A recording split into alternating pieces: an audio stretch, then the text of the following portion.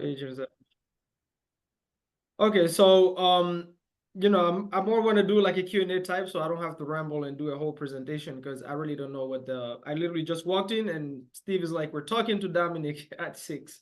No worries. Okay, so I mean, every real estate agent, because we do work with real estate agents, every real estate agent we work with is basically trying to accomplish something different. Now, what I do specifically, my primary acquisition strategy is creative finance, right? But we also do, like right now, we have, like yesterday, we sold 2 deals that are on cash. Basically, we put out a lot of marketing, right? So we pick and choose based on the numbers, and then typically creative finance is always an option B for a seller. Give me 1 second. No worries. Give me 1 second.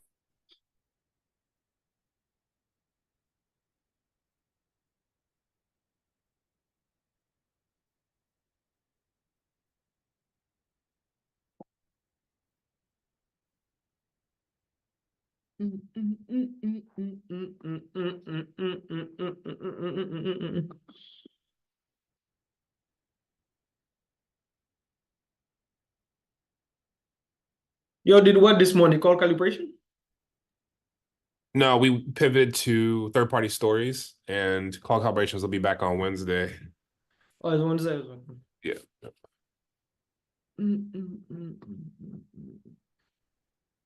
I've got some catching up to do on the choose your enemies. Oh yeah. I mean, listen, man.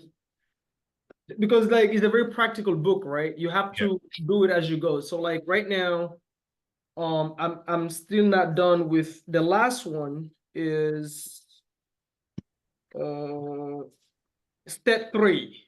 Once you get to step 3, unless you finish all those practical steps, the next ones will be later on. Because like step 3 is like sitting down, thinking, and then coming up with stuff. So I'll do it practically. And we'll do one Zoom about the book before the year ends and see where everybody's at and what did they implement. That's all. Too easy. Yep. All right, there you go, Mr. Steve. Yeah, I'm sorry. I just literally got a long call with this other agent, man. I'm sorry. No worries. No worries. Where should I pick up, Dominic? You had just got started, actually. I'm sorry. Mr. Bentley he's on edge because of all of the snow. So Oh, got it. Okay. Yeah, no problem. So what I was saying is, are you an agent or a broker? Agent. In the state of Maryland, it's only 1 broker per office. So like New York, North Carolina, California, salespersons are called brokers. Got it. In Maryland, DC, and Virginia, our license says licensed salesperson. Got it. We use the term agent as an agent. Gotcha. When you hear someone say realtor, everyone's not a realtor. People use the term. Unless we pay a fee to National Association of Realtors, you're not a realtor. Got it. So that's just, everyone says, oh, I'm a realtor. You're using a term as if I'm a woman and you're a man. Well, just saying. Sure I'm sleeping less dumber tonight. 1% less dumber. Okay, great. Because I thought this is all the same thing, like brokers are brokers, and then realtors and real estate agents work underneath brokers. That's how I was thinking about it. There you go. But fantastic. Okay. So, well, when we talk to brokers and agents and realtors, everybody's different, right? But for us, we primarily do a lot of marketing. We do both on market and off market, right? Now, we're solution based. What do I mean by that? Every single property we buy is only if we have a solution for the seller or the agent, right? Okay. So if it's a fixer and upper, obviously, oftentimes the cash deal. That's a very straightforward. As an investor, I think our biggest clash with realtors and real estate and agents and brokers is that they don't understand oftentimes where does the investor come from to where, hey, I have a property listed at $300,000. It needs $60,000 worth of work for you to resell it on the market, but I'm also asking you to pay $300,000 for it. Most investors suck at explaining this to agents in terms of breaking down the numbers, how it works, because most agents, realtors or whatever, never flip the property. So they really don't understand that side of things. Also, they have to go with whatever the seller say. If the seller say, I mean, most of them, if the seller say I want to sell my house 300,000 or not, then obviously they're just doing the fiduciary duty. My seller want $300,000, they're not. You know what I mean? So that's kind of the clash when it comes to that. But typically, the agents that kind of understand, willing to listen, blah blah, blah, then they're willing to go and explain to their seller that hey, this number doesn't make sense. You want 300, but your house needs 60,000 worth of work. 60,000, right? So typically, the first offer is always cash, and the best offer will always be from a homestead buyer. I'm sure you know, because when somebody's buying a house to go and live in, they don't care about profits nor cash flow, right? So they will Right. always be your highest and best offer. So the second option when it comes to creative finance, I don't know if you've ever done it or familiar with it at all, but creative finance is always a plan B typically. So there is, when we say creative finance, we use this term loosely. It could be subject to, which is when we buy the property and the seller have an existing debt. Let's say like one we just closed on, the seller wanted to sell it at 368 and the seller owed literally 360. So they don't have equity at all, right? Why? Because they just bought it 1 year ago. So there's no equity. The property didn't appreciate, right? So for them to sell it, they would have to write a check to sell it because the commissions have to be covered. So we had to explain to the agent that this is, so right now the interest rates are what? I think 6.5 or 7%. So most homeowners are not buying because they cannot afford the monthly payments. It's not that the homes look ugly, it's just they cannot afford it. And a lot of real estate agents are stuck with listings like that are turnkey. And the seller, like for example, the seller is like, hey, it's been like 4 months, I have my property on the market, not selling, I'm tired of paying the mortgage. That's where creative finance comes in. With a seller like this, we go, okay, I can give you that full asking, the 368, not a problem. The only thing I would ask from you as an investor is I would ask you to leave that debt in place on your name. And I will keep making the payments. I'm responsible for the payments and the loan stays on your name. I give you full asking, the deed and title transferred to my name, my company name, basically. We still pay the agent, not full commission. Why not full commission? Because when we buy this way, I'm buying based on cash flow, not based on equity. So what matters to me at that point is how much money am I bringing to the table? What is the cash flow and what is my cash on cash return based on the money I'm bringing? But also, so that's a solution for that kind of seller, right? So, but it's always a plan B. If a homestead buyer make you a plan A offer, cash take it. So it's always a plan B. That's called a subject to at that point, right? Just to keep it simple. The mechanics is different. Now, all these things go through title, obviously, so there's nothing illegal about it. Another thing with agents that is super challenging for investors is because they're not familiar with it, they either confuse it with loan assumptions, which is completely different, or they think it's something that is new or illegal, which, that's a different conversation for another day, but subject twos are not illegal at all. They've been done since the 1970s, right? So that's one way. The other way would be hybrid. We've bought like this also from real estate agents. What is a hybrid? The hybrid also is a seller that has, let me give you an example with numbers. Let's say a seller want to sell a turnkey house at $400,000. But they owe only $200,000 to Wells Fargo. That means they have technically $200,000 in equity, and then they owe $200,000 to Wells Fargo, right? So, but the seller is like, I am absolutely not selling my house less than $400,000. Not happening. Why? Because they're married to the number, they've owned it for a long time, they want their equity. Nobody else is willing to give it to them. Why? Because maybe they didn't appraise, maybe the market, really doesn't matter, but nobody is willing to give them that number, right? At that point, we can also buy it using creative finance. And at this point, this will be a hybrid. Why a hybrid? Because there is a loan that will be a subject to, so the loan is in place the same way as the first example. And then the 200 equity of the seller, now the seller is the bank on their equity. So we'll come in and tell the real estate agent, hey, I'll give the seller full asking, that $400,000, not a problem, on paper. And so I'll take over the mortgage, the 200, they don't need to worry about that anymore. And their 200 in equity, I will give them a down payment on it. I will cover the closing costs. We will cover your commissions. Obviously, you and the seller typically have an agreement in terms of your commissions. So we'll cover your commissions if it makes sense, right? Remember, on creative, I'm buying for cash flow, not for equity.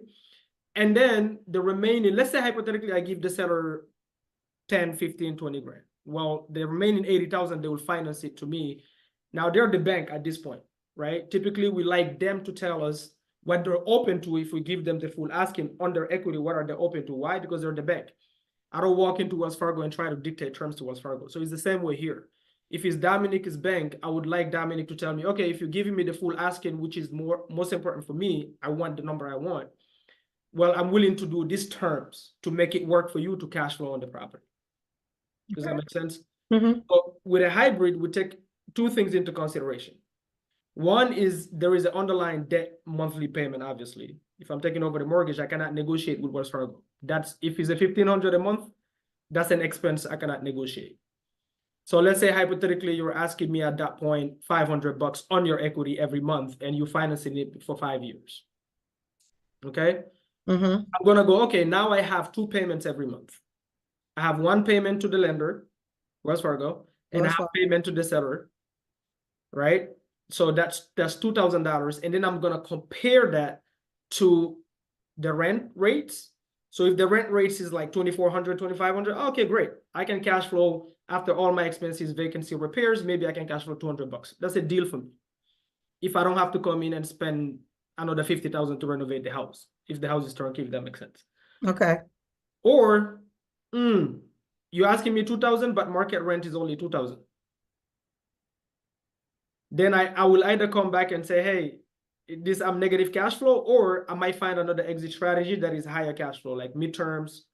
You know, we rent to traveling nurses. Sometimes we rent to like insurance misplaced tenants.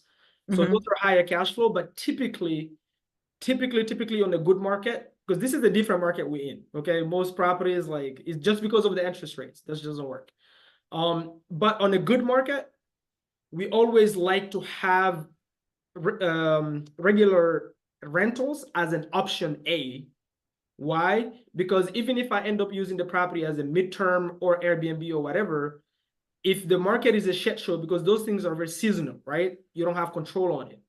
So let's say hypothetically the market is a shit show, Airbnbs doesn't work anymore, midterms doesn't work anymore, the economy is bad. Well, people will always rent a regular rental.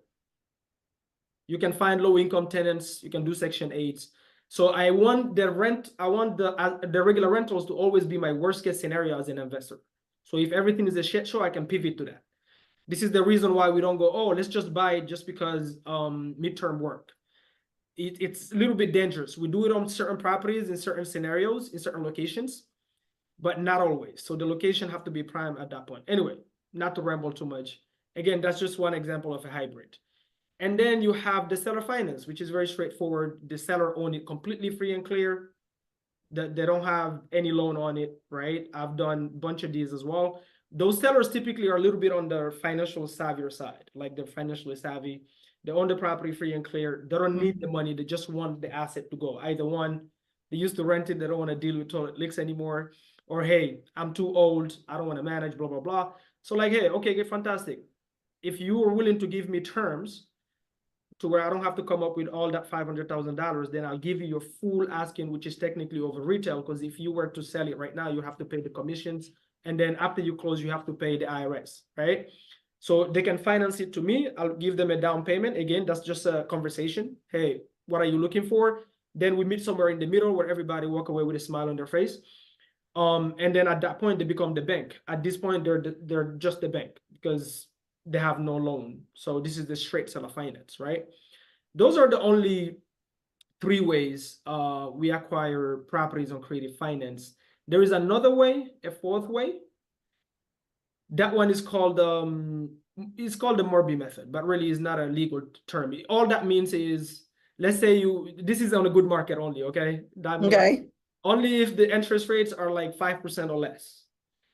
So let's say I'm hoping it's gonna come back in 10 years, but let's see. But here we used to do this. So let's say for example, somebody that has that own the property free and clear at $400,000. Okay. They don't need the money, but they're married to that $400,000. They list it on the market and everybody's offering them 370, 330, doesn't matter, right? Well, they don't need the money. They just want to see the asset go. I want my number. Okay, boom. But they also need, not want, need. They need $100,000 down if they're gonna finance it. Why? for financial reasons. I've seen where, hey, my daughter is getting married, I absolutely have to get it. I have to pay for my kids' school. I have medical bills. Doesn't matter, but they need that amount. It's not like I want it just because I feel like it, right? At that point, on a good market, what we used to do is, okay, you know what? We have lenders, they're called asset-based lenders. I can go to those people and give you literally 40% down on the property like that. So now you just, let's say hypothetically you're asking me 20%. I'm gonna go, okay, I'm gonna do better. How about I give you 40%? I give you 40%, that's more than what you're asking me. But then in the back end on your remaining equity, I want you to finance that to me on a longer term. Not only that, I want you to give it to me at 0%. Right? So we do that as well on a good market. Why on a good market? For obvious reasons, because if I go to my asset-based lender and they give me a loan, I can cash flow still because the interest rates are low. If I do that right now, there is no way I'm cash flowing on a property like that with a 7-8% interest, if that makes sense. So those are the only 5 ways we buy properties on Creative. Typically, again, like I said, is always an option B for the sellers if their option A doesn't work. And for us, the reason we can pay that high, like at market value, is because we're not buying for equity, we're buying for cash flow. All I care about is the cash flow and the money I'm bringing. What is my cash on cash return on that money, right? What can I do with it? Do I have at least 2 options in the back end, rental and midterm, for example? So my worst case scenario and my best case scenario. And as long as you're not asking me 100,000 over retail, then I don't care about the purchase price. What I care about is my ability to cash flow. Does that make sense? Does that make sense? It's coming together. Okay. It's coming together. Okay. So now I'm gonna let it go for questions. I'm gonna stop rambling. How long have you all been on the investment side of business? I've been doing this for What were 5 you years. doing before that? I'm sorry? What were you doing before that? Before that, I was a sales rep in Belgium for their international railway companies, the high-speed trains. Mm-hmm. Yeah, I've worked, that's what I used to do before. So I've been doing this for 5 years now, full-time real estate. What got you into doing this? Because this isn't your typical, I'm going to get into real estate. Yeah, well, The typical person doesn't think the way you're thinking. Let me yeah, make so, that so clear. that is a fantastic question. So the typical person really don't know. So when they're trying to get into real estate, like for example, yesterday I was talking to this lady that wanted my help. And she's thinking the same way I thought in the beginning. If I want to get into real estate, the way to do it is to become a realtor or an agent. Let me go get my license. That was my first idea. Mm-hmm. But why do most people want to do that? Really, they want to be in real estate and create wealth. Okay. Exactly. We can argue these points. To me, you know, that's exactly what I wanted to do until I went to a real estate event 5 years ago. Mm-hmm. And I talked to both parties. It was an investor that organized the event. Okay. And he broke down for me at a dummy level, here's the difference between an investor and an agent. He said, what is your job right now? I told him my job. I said, okay, great. He said, if you become a realtor right now, that's another job. Now, you can be independent, but it's another job, meaning you listing properties for a commission, right? Mm-hmm. And also, he showed me statistically, most real estate agents don't really invest in real estate because they don't understand the investing side, right? Now, this is statistics. Absolutely correct. This is real data, right? So he said, if you want to create wealth in terms of you becoming, you owning the real estate, you have to become an investor, not a realtor. So I said, okay, what does that look like? He said, well, easy. You have to learn the sales and marketing, and then you learn how to raise private capital. And when you get properties, the way you make money, now obviously there's multiple ways to invest, right? We have multiple moving parts, but he said the way to create wealth in real estate is to keep real estate, not sell real estate. Said, okay, that makes sense to me. So I decided to not get the license and just go that route. So that's how I started in terms of straight investing. So I started doing off-market marketing, started learning how to, you know, hire people, do cold calls, texting, direct mail, all of that. get off-market leads, negotiate them, put them under contract. At that point, I can decide to do whatever I want, keep it, flip it, whatever. But it's really just learning the acquisition, if that makes sense. Yes. So Yeah. I decided to go that route. That's how that came about. Now, have all three of you worked together over the past 5 Absolutely, years? we're a team. So Luke here is in Maryland. Steve is here with me in Atlanta. I actually used to be in Maryland. I started in Maryland. Actually, no, I started in York, PA. Then I went to Maryland. Maryland is where I took off. I used to do a lot of fix and flips in Prince George County. I own multiple midterm rentals in Prince George County right now, in Clinton specifically. And I came here in Atlanta probably 6 months ago. I started a real estate workshop physically where I teach people every single Saturday. And Steve, that's where we met. And he became a business partner. He was one of the best action takers there. Him and Andrew. Andrew is outdoor knocking pre-foreclosures right now as we speak. Right. And Steve he focuses on real estate agents specifically. A great closer on the phone. So we connected. Luke, I met him in Maryland on one of the meetups I was speaking on. So we just all connected really greatly, and then we started doing deals together because we all do the same kind of marketing, and they became now business partners with the relationship we've built. That's all. So what is it that you are looking for? Not sure it's who I'm directing the question to from your agents. From all we're looking for is deals.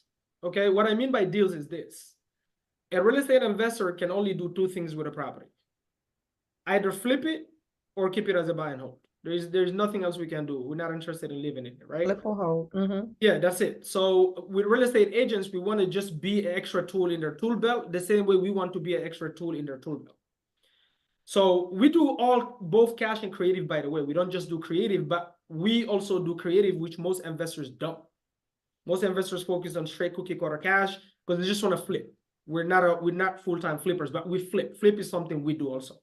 Okay. So just so you know, so we're just looking for deals. So real estate agents typically that we work with, if they have a fixer upper in the locations that we look for, which Steve and Luke can send you our buy box, well, they just send it to us. Hey, I got this opportunity, look at it. Whether it be pocket listings, whether it be on market, doesn't matter. Or hey, I have this seller, they've been looking to sell it. I'm gonna list it for them. And if it doesn't sell in 3 months, hey, I've been trying to sell it for 3 months. It is not selling. The seller is super motivated. Let's see if they will be open to the creative route because it didn't sell cash. It's been 3 months. Does that make sense? Just looking for deals. Either we can flip it, or we never trying to get rich on just one deal because I'm not a gambler. Otherwise, I would have been in Vegas. The reason I'm in real estate is because I go with numbers, right?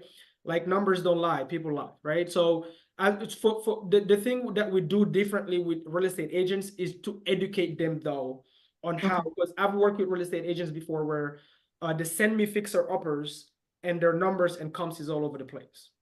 So I have to almost have them walk in my shoes as a fix and flipper and understand, okay, hey, if let's say I'm buying it cash, this is how I get the money. This is the cost for me to get the money. And then when I get it, this is all the costs associated, blah, blah, blah, blah. And then my GCs, blah, blah, blah, blah, right? And okay, makes sense. Okay, that's why I need to be here. So if this one is not a good fit, next time come the property like this and underwrite it like this. Does that make sense? Yes. Creative, the same way. We teach them how to underwrite. If you see a deal, boom. The first thing that I teach to agents is how to go explain this to their seller because they have a fiduciary duty for them first to understand.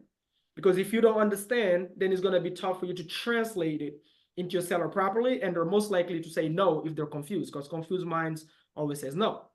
So I first explain it to the agent. I don't care about the seller at first.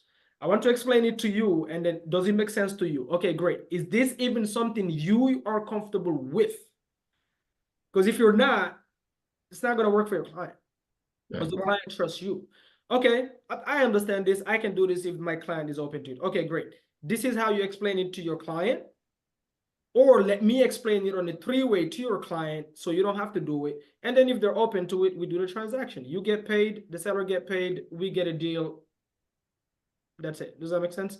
So we're just looking for deals to be able to either add in our portfolio or fix and flip. That's it.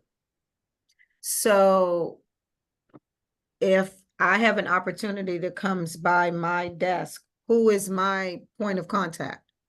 Repeat that for me. I mean, if you have something going through, well, because initially I feel like it'll be fine tuning kind of what qualifies as a deal. So at first, if you're unsure, send it and we can kind of fine tune what that looks like. And as we do deals, our hope is that, you can share this with people in your vicinity, become kind of like the expert in your office on this type of transaction and show people kind of how it's almost like we're missionaries, or like we're trying to find people to teach this to, because there's I'm crying. I got a lot of roles. I It's never thought I'd call myself a missionary. because it's like when you're doing deals, if it doesn't work for cash and it doesn't work at list price, there's a need that needs to be filled there, and this is what fills the need. But before it can fill the need, you have to understand how it can do so. So it's a lot of explaining, right? We need to find somebody who's receptive. As a coach, you can't teach to somebody who's closed off. If they're not willing to hear what you're saying, it's a waste of time. So that's the first threshold. And the second threshold is understanding. And then once you understand how to apply it, does the seller want it? You don't want to convince the seller. You want to explain and lay the options out clearly for them so they can make an educated decision. That's right. But Dominique, to answer your question, I think you were asking who the first point of contact. Since Luke is actually in Maryland, if you want to talk to Luke, that's fine. But regardless of the get to us, we all partners, so we all make the decision. Yeah, anyone you reach out to is gonna come to us. And here's what I'm gonna do, Dominic. The reality is we're all busy, right? So meaning you're busy doing what you're doing. I'm sure if you have agents or realtors underneath you, they're busy doing what they're doing. So I don't want them to, if somebody's like, hey, right now I just want to get my listings or whatever, I don't want them to sit there and watch about creative finance all day. That's not the point. The point is this. One thing I'm gonna do is this. I'm gonna create a video showing you exactly how we underwrite one creative finance deal. I'm going to show an example now. It's not black and white. Right. Every deal is different, but I can show you nothing in real estate is okay. Exactly. So I can create one video with Luke and Steve. We'll go over a real case study on a deal we just closed or we're about to close. Boom, this is why it's a deal. And then I'll go over how we look at a fix and flip as well. And that's it. The agents can watch that.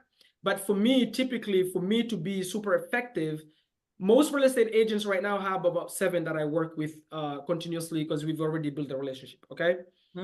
The first time that I ever did a deal with them, they let me talk to the seller on a 3-way, and it was almost like a hands-on learning.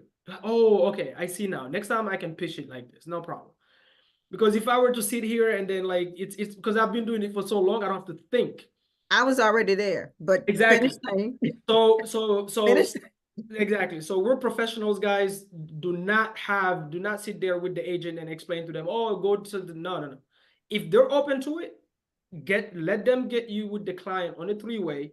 You do the explanation. You let the seller ask the tough questions on a 3-way, so that the agent knows you're not gonna try to go behind their back, nothing. If the seller is open to it, then fantastic. But that's also a hands-on learning for the agent right there on the phone. If you do that just 3 times with the agent, I promise you on the 4th time, they can do it by themselves. Does that make sense? In terms of underwriting, that's completely different. So we're going to create, this will be a good idea. I'm actually going to write it down. 2 videos showing you very short. Hey, this is how we underwrite a creative finance deal, and this is why it's a deal. And then flip, this is how we look at it. Flip, boom, this is how we fund our deals. Hey, if you want a relationship with us, more than open to educate you, talk to your sellers, on, you know what I mean? So is that helpful, Dominic? Absolutely. Okay, fantastic. So I can do it. I can get that done. No problem. That is, my thought process was that insofar as the agent is concerned, as you stated, our fiduciary responsibility is to the seller. Exactly. So the biggest goal is to have that conversation and just that first part of the script to get them to understand. Right. Because once we speak to the seller and we do our initial consultation or questionnaire over the phone, now we're in a position, okay, let me let you talk to my business partner. 100%. Yes. Right? 100%. Because, and I'll give you an example. We're not allowed to negotiate short sales. So, and I had this conversation with another agent. She's new. She has no clue as to what short sales and foreclosures are Good, about. Like the good. only thing they know, they jumped into the game in 2021. You know, everything's lovely. Interest, y'all have no clue what you just stepped into. Right, right. And them not understanding by law, a realtor is not allowed to negotiate a short sale on behalf of the seller. Right. But I've explained to them, even though you're not supposed to, I've told everybody that I coach, I need you all to go and take the short sale certification so that you understand what it's about. Yes, yes. Because when a seller comes to you at that point, they have no clue as to what they're supposed to do. Right. Right. Right. And then we turned it over to the short sale negotiator. Right. So we're on the phone 3-way with the seller, the short sale negotiator, and myself. And the short sale negotiator is then explaining to them, this is what the process is. I need you to give me authorization. Boom, boom, boom, boom, Boom, boom. boom, boom. Yes. It's the same concept. How do you know that's my anthem? Boom, boom, boom, boom, boom. Is that why y'all were laughing? Yeah, that's right. They call me Mr. Boom. That's funny. That's funny. That's funny. Okay. But no, there you have it. I love that, Dominic. That's exactly how I think, because even if you're not going to be the one who does it, you need to understand. So I tell the same thing when I'm coaching newbies on the investing side, that hey, even if you've never closed a deal and you just getting started on your journey, let's say you just find a deal and you're like, hey, I don't have the money, nothing, I don't want to keep it, I'm just gonna sell it to a fix and flipper for $10,000. This is wholesaling, right? I want you with that buyer to reach out to the buyer and tell them, hey, can you walk me through the HUD so I understand exactly how this works? What is a HUD? What are the numbers? It's not a HUD, it's a closing disclosure.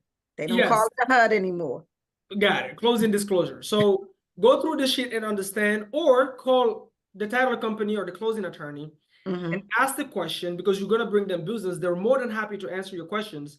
And once they explain this to you, and another thing that I also did for me is even lenders brokers. I called them and say, because I've never took hard money loan when I started. I don't even know what hard money is. So I cold called them. You can go on Google and find these people. So I cold called them and say, hey, let's say I find a fix and flip and I want to borrow. How does it work? So when they explain it, now I'm like, oh man, I can explain this to a seller. Now it makes sense. So when I'm talking to the seller, I can go, hey, as a flipper, if I'm flipping, I go take a loan, this is what it looks like. Bum, bum, bum, bum, bum, bum. Why? Because I just got the explanation. So I love that. That's exactly, it seems logical and common sense, but you know, common sense is not common. So I love that. Right. And I think that I'm in total agreement when you said the more it is explained to agents, I think at the end of the day, and I'm coming from a coaching standpoint now, at the end of the day, the type of financing that should be readily available for consumers, if it is outside of our big banks, and there is creative financing. And like you stated, some people are a little scared because they don't understand and they've never heard the term, right? But when you were little, half the words that you learned, you didn't know. Yeah, that's That's a great funny. Right? Yeah. And you had to keep being told these same words over and over again, starting with your name. Yeah. I might have to use that tomorrow. I might have to use Yeah, that's all I was just about to say. That's a great one. Does that make sense? Yeah, absolutely. I mean, absolutely. I believe that as long as everything is, and I think that's one of the drawbacks with buyers and sellers is the lack of knowledge that they have. 100%. So because they don't know, they pull back. And I'm all about coaching and training and teaching so that you do understand. Right. So when I was speaking to Luke and he was explaining it to me, it was all new to me. But I'm beyond wide open to learn, because I specifically asked God to send me an investor. I didn't want to work with 3, 4, 5 different investors on a whole bunch of different Yes. projects. Yes. That's too confusing for me. Yes, absolutely. And I have other streams of things that I'm launching. I don't want to do that. Right. I've been doing this for 18 years. Love I don't want to do that. Love it. These young bucks, they got all this energy. Y'all can run around with 15,000 different investors who think totally different, right, and have different business plans. I don't want to do that. That's not what I'm interested in. I told Ms. Dominique, I said we got to keep her busy because she has targets to hit. She's got other endeavors.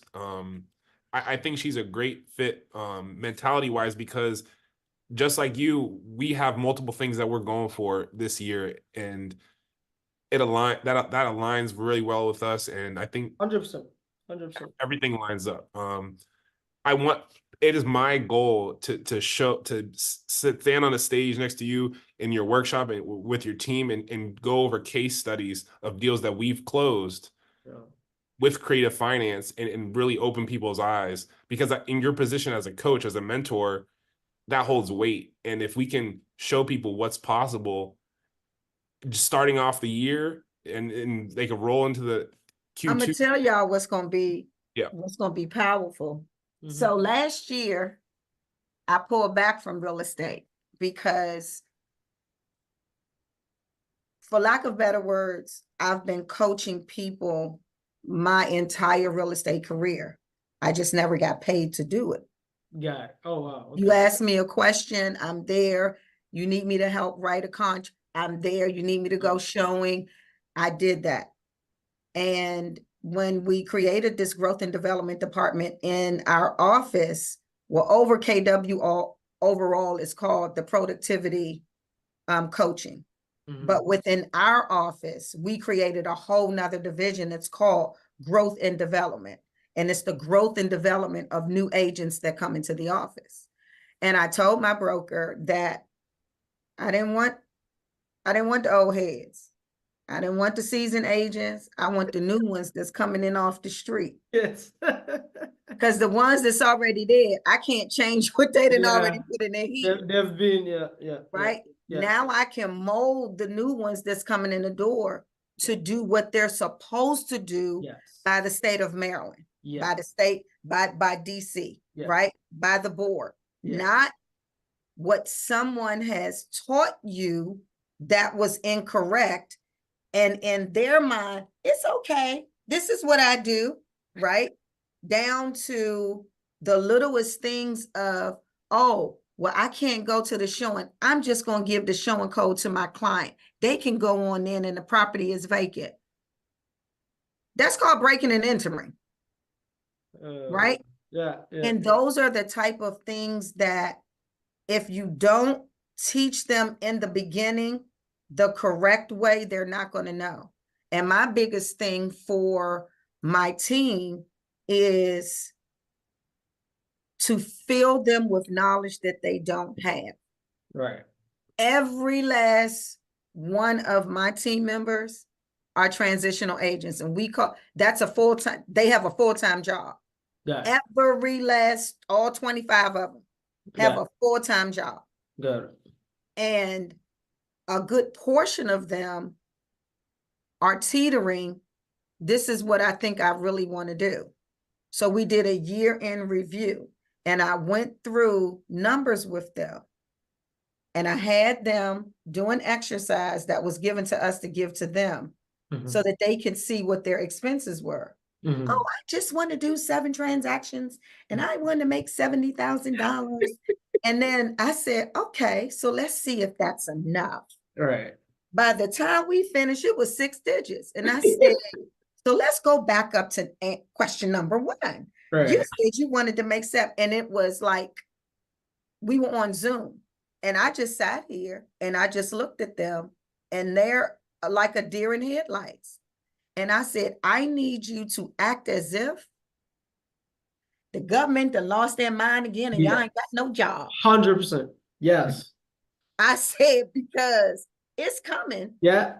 It's not if it's coming, It's coming. Yeah. Yeah. Right? Mm-hmm. So the money over here, Mm-hmm. you all need to act as if this is your income that's coming in. 100%. 100%. Right? 100%. So that's where I am in coaching them. So last year was my first year of starting. So I pulled back from production. Yeah. And this year I told them, Mama back in production.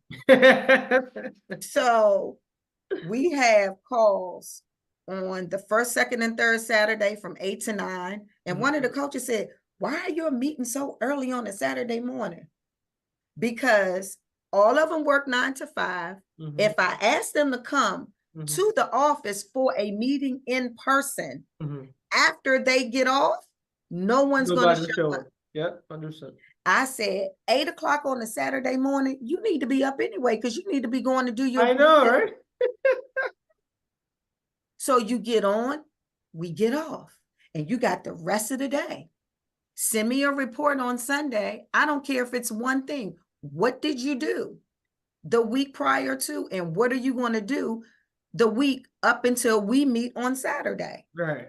And with growth and development, they don't get a one-on-one with me until they're in production.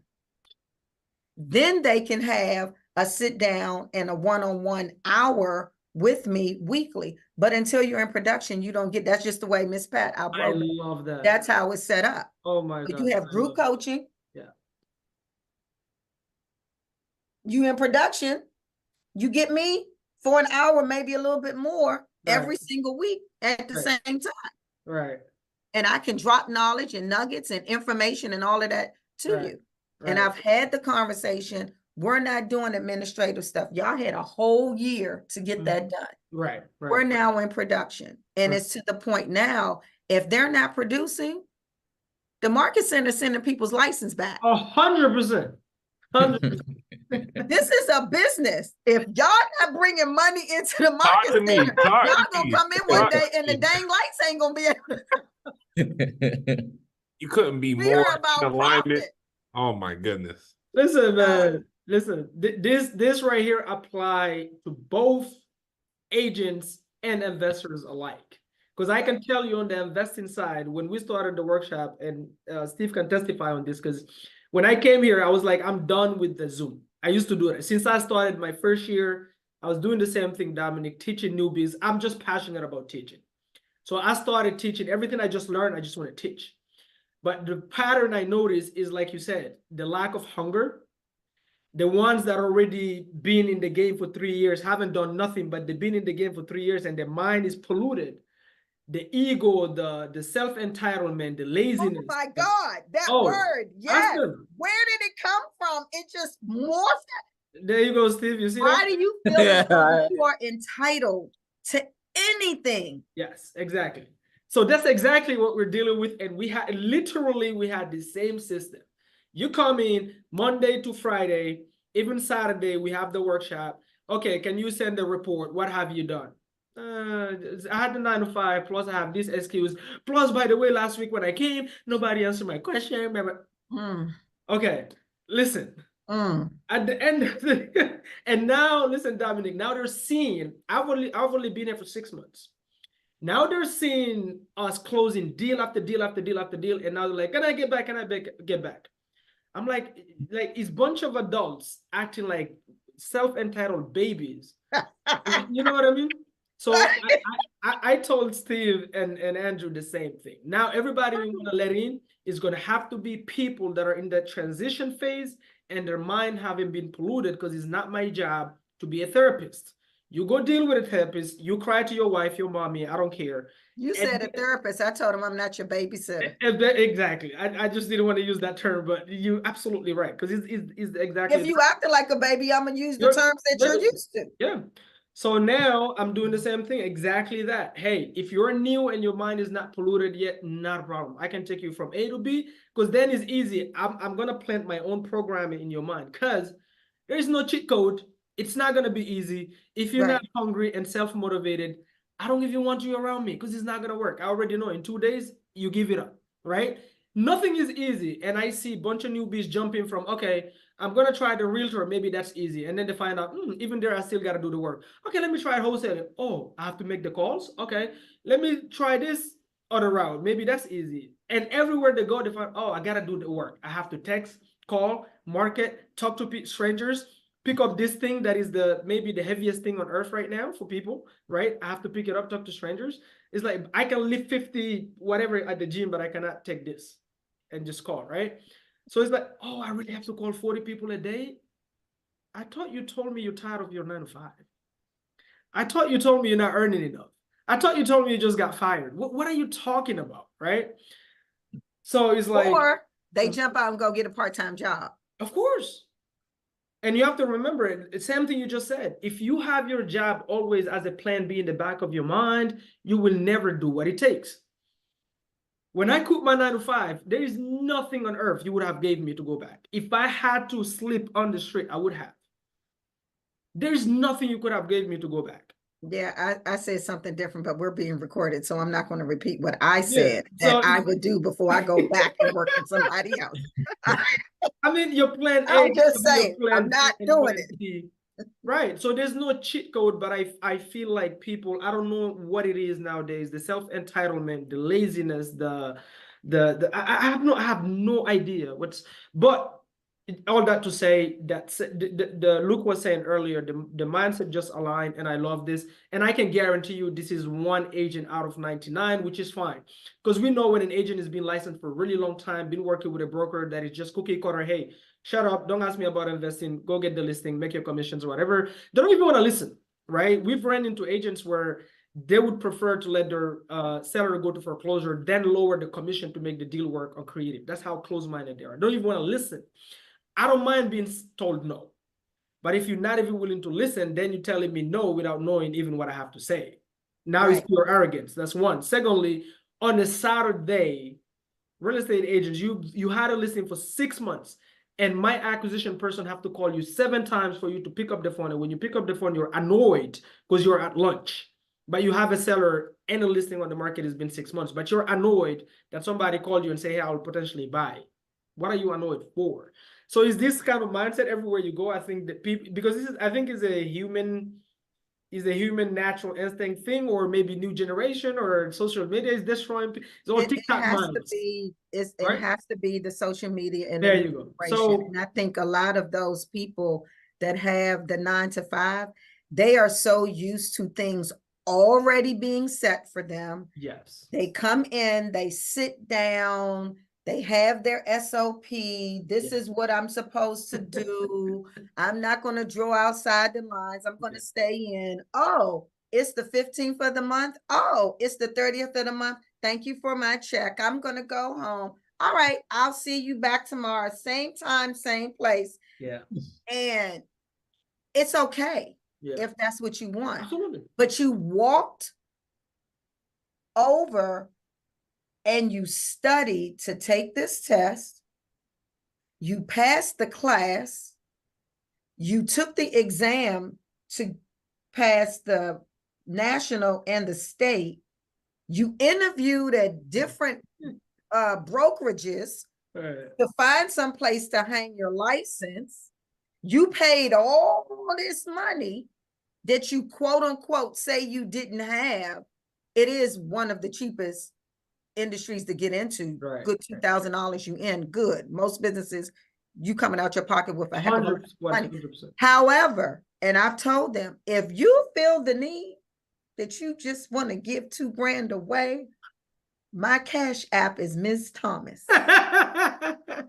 And you can just go right on, click that little green thing on your phone and just send it right on there. Yeah. Right? See, look at my hair all pouncing out, right? I don't understand that you've taken all of this time to do this. And in this industry, I've explained to them, real estate is the top of the umbrella. And there are so many different spokes that's under real estate. 100%. Right? 100%. And if you don't open your mind to what some of these other things are, you'll never know. Never. You'll never understand. Right. And I'll end with this. I've told my coaching clients, never judge your insides by somebody else's outsides. Yes. You have no idea what it took them to do to get to where they are. Right. 100%. Right? 100%. This agent, she's making this, and she done closed this number of deals, and her gross commission income is this, and she did this amount of volume. Okay, you too can have that volume, that GCI, and that number of units, right? But what are you doing? Right. So I made phone calls to everybody today. You good? You safe? Yeah, coach, I'm home. Lead generate. Talk to you later. I'll hang up. I'll go to the next one. Right? Do your work. Look at a video. Get on a call. All the stuff y'all say y'all can't do because you got to work 9 to 5. You do something. Yeah. And I'm like, stop telling me what you're going to do and show me that it's done. That's all I need to know. 100%. Just show me that it's done, because how old do you all think I am? Ooh, and I give you permission to guess. 35. You're supposed to guess a woman's age. I ain't gonna. I give you. Put myself in that I used to do this when we would go to King's Dominion, and I'm eating popcorn, and it's like they was pimping me. I bet you can't guess how old she is. And I'm standing there, and they like trying to get stuffed animals and stuff. No, seriously. So Luke, you said 35. I would say 42. 42. Well, you said 18 years as an agent, so I'm assuming maybe you got it right out of high school, maybe college. Okay. Oh. And Steve, what do you say? Yeah, I'm gonna go with 38. I am 56. I will be 57 next month. I almost said 55. I only knew because you said babysitter. I was like, okay, well, she probably, you know, Oh, got a lot of agents that she's taking care of. So Yeah, These grown people, some of them older than me. Yeah. You definitely don't look there. Right? But Nah, I'm so passionate about coaching, and I'm passionate about people learning something new, right? Even if you don't fully understand it, that you understand the concept and you're willing to continuously listen to learn, because you don't know what client is going to come across your table. And you have the opportunity with that one particular client to gain more business. And that's one of the things that we're teaching them. It's about relationships. Now, if you create, as the agent, create that good relationship with the seller in the beginning and get them comfortable with you, they trust you. People are only going to do business with people that they know, like, and trust. 100%. Right? Yeah. So if I'm having a conversation, or an agent is having a conversation with a seller, and the seller trusts them, like, Steve, look, I told you what my situation is. What should I do? The minute that they open their mouth and say that, the agent needs to be equipped to have a list of suggestions, right? Mm-hmm. And knowing that we're not the expert, let me put you in contact with. And that's something that I teach my agent partners. I said, y'all gonna have a whole lot of business partners. They said, well, what do you mean? I said, the people that you referred the client to, and you're not an expert, they're your business partner. And it was like, they were on the call, and it was like a light bulb went off in their head. They were like, Coach, yes, that's some good stuff. And I'm like, it's in how you word things. Yeah. It's in the relationship that you build with the people and get them to trust you, right? Yeah. But like you said, you have to be able to at least explain it some, and then know when to cut it off. Right. And say, when are you available to have a conversation with me and my business partner? 100%. 100%. So, right? So good. Then we get on the phone and I act like I'm knowing a little bit, and I don't know what else to say after that. And y'all just gonna come out. Now That's they're the all best confused and business scared. partnership, right? Wow. Oh, So it's I so think good. this was a really, really good call. And 100%. I'm really happy that we were able to connect, and I'm looking forward to exactly what you said. Pronounce your name one more time, because I didn't want to say it. Mamadou. Mamadou. Yeah. When you said, and Luke said about showing the case studies to show people, 100%. because I pulled back on my business last year because I wanted to focus on really seeing if this is what I wanted to do for coaching. And now that I really understand, once I get them up and running, my commission comes up, my pay comes off the top of their commission, right? So every transaction that they get, I get paid. Love it. I don't have to do anything but Love have a conversation, step you through, walk you through, and I'm off the phone, Love right? Love You're out there doing all of the work. So for me, my business plan was those that are interested in new construction, and then connecting with an investor. Got it. Now, what I did not write down and be very specific was what that looked like, because I didn't know what it looked like. Got it. Okay. So when Luke texted me, I was sick. Okay. And he texted me a couple of times, just like you stated. And he said, who can I speak with in reference to? I said, me, Dominique. Who am I texting with? Because I was really, really sick. I couldn't keep anything in. And I was sick from December the 18th to January 1st. Okay. So when I finally connected, and as I was looking back at it, I said, this is an investor. Let me talk to him and see what he needs or what he wants or whatever. And I just thank God. I'm like, okay, so this is the first thing on my list. Let me put a check next to that. But I had I don't have an idea of what that looks like for me. Okay. Right. Outside of the normal, I work with an investor. I have an investor, they're flipping, and I'm finding that they're going to flip it. I'm going to list it, and we're going to do it again. When you talk to an agent, that's the first thing that comes to their mind when they talk about being an investor. Got it. Right. All of the creative financing, we don't know any of that. Right. 100%. We just don't know. Right. 100%. 100%. So what's the next step? When you said just one question, and then I'll let them. So when you said the new construction side of things, were you looking for an investor that will buy the land if they have it to build on it? Is that what you mean by that? See, you just put something else in my head. Okay. But no, my mindset was on the buyer side. Okay. I'm not interested in really dealing with buyers on the resale side too much anymore. Okay. Right? Because we're going out constantly. We're looking at all of these houses. They're getting, I don't like this and I don't like that. Okay, well, you have two nickels to rub together and barely got a pot to piss in and a window to throw it out of. And this is what you're approved for. So this is what we have to look at, right? Yeah. And they're online. And one of y'all said something to me about Zillow earlier. No. Right. Because they look on Zillow, they're looking on and they're seeing these houses, the glitz and glamour. Oh, I want this countertop, baby.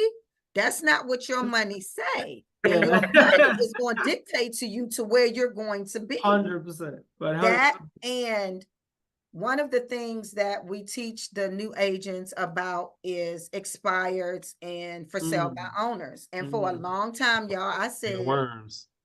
Y'all can't get, I'm not dealing with for sale by owners because I don't have the patience, the energy, or the time to convince you of anything. Right. Because you already know everything and you want me to do the work of two people and you don't even want to pay the buyer's agent. So I'm not interested in that. Every agent in this area are calling the same expireds. not interested in calling expires, because you're literally calling the same people. 100%. 100%. 100, the number was 156,000 agents affiliated with NAR in 2020 and 2021. It was 60% more agents during that time frame than it was the 2 years prior to of agents becoming. Everybody jumped into this in 2020 because they thought it was easy money. So just sit back and wait and see if that number dies off, because it is, because it's going to become too hard. And all of these people that came in, I told y'all earlier, they know nothing about short sales and they know nothing about REOs. Right. Nothing at all. Right. So those that are on my team, I've even expressed to them, you all have to open your mind to learn new things in order to keep up with what's happening in this market. 100%. Because if you don't, it's going to be another agent that's going to know, and that seller is going to be uncomfortable with you, and they're going to call Luke. 100%. That's always. Right. So I'm really excited to learn. I'm excited to move forward. And I am very honored that I've made you all's acquaintance, and let's go get it. Same here. Same here. Let's go get it. I absolutely loved every minute of this. Thank you for taking the time to talking to us. Again, on the building side, if you guys ever run into when is an investor buying to build, not these people you just described, an investor, then we also look at those lots as well. Like residential only, no commercial. But if you get those are opportunities we're also willing to look at as investors, not as those knuckleheads. Trust me, we deal with the same off market. FISBOs, I tell the same thing to the newbies, stay away from it. These are people that are completely out of this world. And it's a waste of time. And also, typically when the masses run this way, you want to run this way. Right. Like that's we are kindred spirits, because I tell people all the time, why do you keep running on the right-hand side of the street where everybody is, and the left-hand side is wide open? Exactly. Everybody's over there. Exactly. So that's why we say boom, boom, boom. You know, you say boom, boom, boom, I say boom, boom, boom. There you go. Yeah, thank you so much. And Luke, Steve, y'all make sure she get a phone number, direct line, email, always to reach out. Dominic, right now I'm working on adding more tool in the tool belt, meaning like more people on the team, like admins. I've fired a few lazy people and have to replace them, like an underwriter. Once we get that full-time underwriter, they will be busy doing that, because Luke and Steve are typically busy on the phones. So if we ever switch contact when it comes to getting the deals, then Luke will let you know. But in the meantime, if you talk to Luke, you've talked to me. If you ever need me on a Zoom, on a phone call, please don't hesitate. I'm available anytime. And when I come to Maryland, I'll make sure we reach out to you to connect in person. I'll be coming there probably on the weekend of the 26th to see one of my properties and pick up someone. Okay. Okay. Will do. All right. Thank you so much, Luke. Thank you for connecting. Welcome. Thank you, guys. Have a wonderful one. All right. Appreciate you. Okay. Bye-bye. Bye-bye.